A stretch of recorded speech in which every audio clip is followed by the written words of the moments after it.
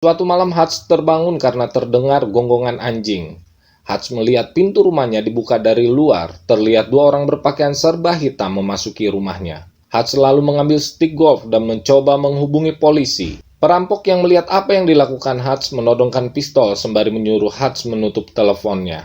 Si perampok meminta uang pada Hutch. Hutch menunjukkan uang hanya ada di dalam mangkok. Itu pun hanya recehan karena Hutch memakai kartu kredit. Perampok yang merasa apes dapat duit recehan mengambil jam tangan yang dipakai Hutch. Pada saat perampok itu mengambil jam tangannya, Hutch melihat sebuah gambar tato di pergelangan tangan si perampok. Tiba-tiba anak cowok Hutch menyerang salah satu perampok.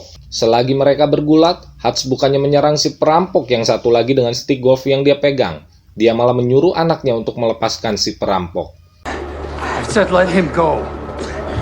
Kedua perampok pergi dan membuat anaknya Hutch marah kepada ayahnya. Kenapa si perampok dilepaskan? Kenapa ayahnya tidak mengayunkan stik golfnya? Hutch menaiki bis dengan muka terlihat sangar. Dia pergi ke beberapa tempat tato menanyakan tentang tato yang dia lihat di tangan perampok di rumahnya.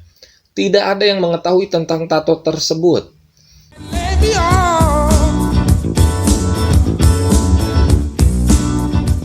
Dia berkeliling terus dan sampailah dia di sebuah tempat tato yang berisi preman-preman yang berpandangan sinis. Hutch menunjukkan kartu identitas FBI-nya, tapi seorang pria bertopi mengatakan kalau kartu identitas FBI-nya sudah kadaluarsa 20 tahun lalu. Dan pemilik tato bilang kalau fotonya berbeda dengan wajah Hutch. Mereka siap-siap mau menghabisi Hutch, tapi Hutch selalu menunjukkan sejumlah uang dengan tujuan untuk mencari seseorang. Pria bertopi melihat tato di pergelangan tangan Hutch. Dia sangat terkejut dan bilang ke Hutch, "Terima kasih atas pelayananmu." Thank you for your service. Lalu pria bertopi itu pergi dengan wajah ketakutan. Tidak diketahui alasan kenapa pria bertopi itu ketakutan luar biasa seperti itu. Hal itu membuat orang-orang di situ pun terdiam, dan pemilik tempat tato pun menjadi baik. Dari tempat itu, Hutch mendapatkan informasi tempat tinggal si perampok. Hutch mendatangi rumah si perampok lalu menghajarnya. Hutch meminta arlojinya kembali. In his face. Now, the watch.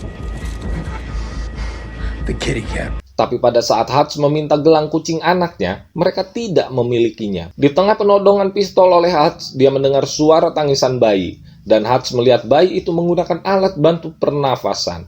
Karena tidak tega, Hutch keluar dan melampiaskan amarahnya ke tembok.